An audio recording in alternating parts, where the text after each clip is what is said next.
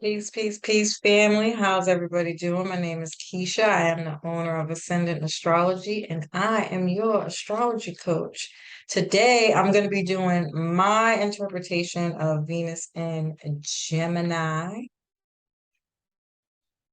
Okay. So, what is Venus? Venus rules love, money, beauty, values, what you attract, who you're attracted to, partnerships, marriage, business partnerships, contracts, agreements.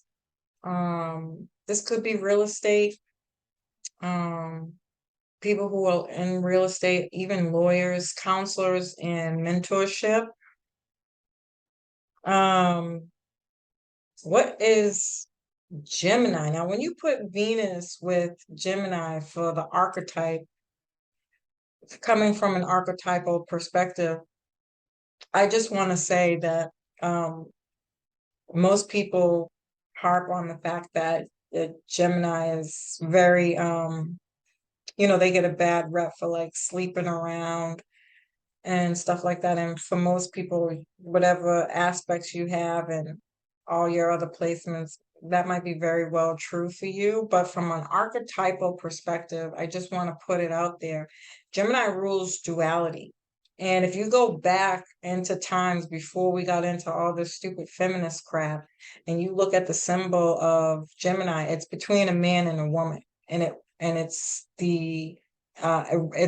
Gemini is the representation between a man, is the representation of the union of a man and a woman. Okay. Um, and a lot of people don't know that, but because we're into all this other stuff, it's just gotten crazy over the years, and people have just gotten carried away with that idea. Um, and it also rules communication, thinking, writing. It's the ruler of the third house, and it's ruled by Mercury, which also rules Virgo and the sixth house. So you do have to keep that in the back of your mind. Also, another really important thing to mention is that this is about Venus and Gemini really is about um, two people coming together and communicating, thinking, and being on one accord. If you look at the tarot, the Gemini card is the lovers in the zodiac, which I still find so funny that people really talk as bad as they do about Geminis. And then I'm like, you wonder why you're having bad relationships. These people will just believe anything these days, but whatever. Um, this is also short distance travel, sales, um, and the initial interest to something. Gemini is considered the childhood education, um, being self-made, and a vocation. Um, this could be my students of the hard knocks because it does rule your community, your local community. Um, and I call these people street smart. Um, very street smart, extremely observant because they learn the way children do because it rules children. And I'm not a teacher, so I don't have like the correct knowledge and language, but I know as observation, a child can't speak. This is why I mentioned in the Venus and Libra video that Gemini is not just about being able to intellectually have a conversation. It rules all communication, silent body language, and that lover's energy where you can be in a room with somebody and the connection is so strong that you guys know what each other's thinking on that deeper level. Very important to keep that in mind, okay? Because really, at a soul level, this is the kind of relationships Venus and Gemini people want, which again is very funny that we get this really bad reputation. Um, and so sign language, body language, the mental plane, all those communications are taken into account here. Sapiosexuals on fleek. Gemini actually does rule sex even more so than Scorpio, which most people don't talk about either. So there is that component there, but again, it's definitely about the communication. The way to get a Gemini person in bed is if you are smart, intelligent, they can learn something from you. You're not boring, you're interesting, you're intriguing. Because Gemini people are curious, they will ask you 1,001 questions if you're interesting enough. Um, yeah. These people do like freedom. They are extremely charming, especially if they're Leos. So one thing I do know is that Venus doesn't travel far from the sun, and so it's either 2 or 3 signs before and after the actual sign. So you're either a Gemini sun, Cancer, or Leo, or Taurus, um, Aries, maybe Pisces, but that might be pushing it. So um Leo people with this Venus and Gemini are fucking charming as hell. Okay. They will talk you straight into the bedroom, just point blank, period. Um, yeah.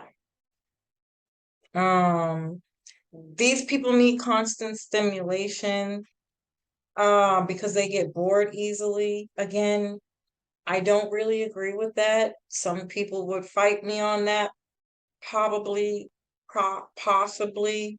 But remember, Gemini is just the initial interest, right? And so this is like any fucking child, you know, you get a child down there, once they figure you out, they're like, all right.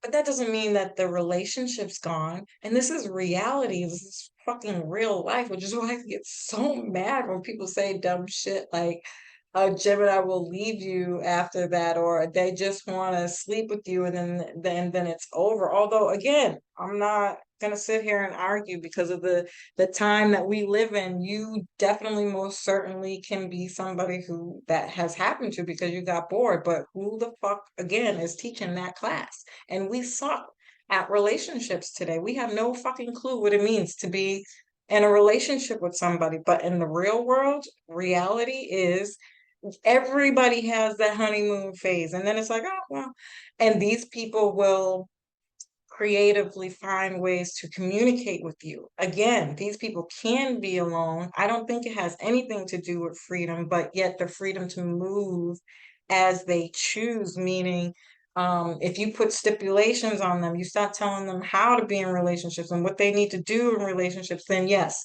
you are absolutely getting fucking cut the fuck off, okay? But I think any normal person would do that, first of all.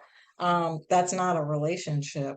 But um it's life. Like, unless you have some kind of something else going on, that's just what's going to happen, especially if you have kids. Your freedom is limited any fucking way. So the reality of it is that these people then can be in a relationship. This is my alone together placement, where they just need to be in a space and a place with somebody of like mind. This is companionship, somebody who's into the same different things. They like to do the same different things and frequent the same different local places. So this is somebody who might like going out and doing like video games or those game places, right? Because Geminis like to keep the mind going. It's not necessarily that you have to do the work and keep this person interested, but even if you're not, if a Gemini likes you after that first initial attraction, you can hang it up. You'll have a friend for fucking life. period. But they're not going to be up under your ass every 5 minutes having that same initial fucking conversation. Then it goes to real life stuff. Either you guys have things that you like that you do together, and or you do things that you don't like but together, if that makes sense. And that goes back to that communication of like, now you have something fresh to come back and talk to because you had to go to work, because you have a fucking life, because you have a hobby, because you have friends, and then you come back and you talk to your partner all about your shit. These people do want FaceTime because this is the sign of connecting in general, not just about relationships, but Gemini's is about connecting. They want to connect, whether that's they might actually like writing as opposed to the texting and you know sexting even. Maybe that might be fun. Um, um, they'll do the texting, sexting, picture sending, showing you what I'm doing, sending back and forth memes and shit like that. These people, they want to involve you in the things that they're doing, even if they're apart. So that's the connection I'm trying to explain here, which I'm having a really hard time doing. So these people have a lot of different interests and they want to talk about all of them all the time. So they'll send you stuff, emails, phone calls, video chats. If you're not on social media, they might send you a hug or a kiss, or they'll leave a post-it note. I really think it's more post-it notes, to be honest. Um, just to let you know that they're thinking of you. Um, or those little apps you can do, like the mind teaser games, like solitaire, I think you could do like gambling, spades, or whatever, but you can play people. Oh, this stuff right here sets a fucking Venus Gemini soul on fire. Okay. So these people could be multi-talented, which goes a little bit into the sixth house. I don't want to veer off track too much, but Virgo does rule the sixth house, which is about work, and it could be business that you own and people that you hire here. And so we're talking about the work environment and what kind of work you might be interested in doing. You might be somebody who's self-made, so you really do want to know more about Mercury and Virgo and the sixth house, okay? And I'll leave it at that. These people can be great salesmen, not all the time. I'm a Gemini, 2 times in a house of expansion, and I promise you, I hate sales. So again, it really depends on your placements and what you got, what other stuff you got going on. But they are for sure customer service at its best. These are your office secretaries. These are people who love just the initial conversation. So they will chat with you and keep it pushing. You, hi, how are you? How was your day? All right, you have a good day now. This is Venus and Gemini. Okay, it's the initial communication. We're not talking about a fucking Sagittarius Mercury or Mercury and fucking Capricorn or even Aquarius. I think Mercury and Aquarius people talk a lot. Even more so than Gemini. So figure that one out. And this rules vocation. Gemini also rules vocation. So there is some business sense here, some business savvy stuff here. You'll want to, again, just know your other placements, and that'll help you dive deeper into what those things might be. Yeah. Okay. I think I said just about everything. I mean, I can't think of anything else at the very tippity top of my head, but as usual, family, I love and appreciate you. I hope you found this information helpful. Peace.